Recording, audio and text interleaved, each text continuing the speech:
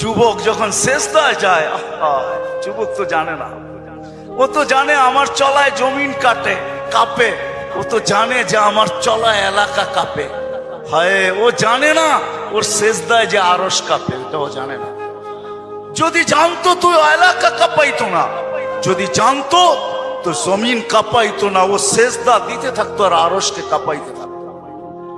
যুবকের সেজদায় আরশ কাঁপে, আরশ। যুবক যখন সেজদায় যায়, সেজদায় পড়ে তো আল্লাহ ফেরেশতা, নাইলে এই হাদিস কোনোদিন আসতো না। আল্লাহ ফেরেশতাকে বলে, উনজুর ইলা শাব মাযা ইয়াফআল, যুবকের দিকে তাকাতো কি করে আল্লাহ জানেন।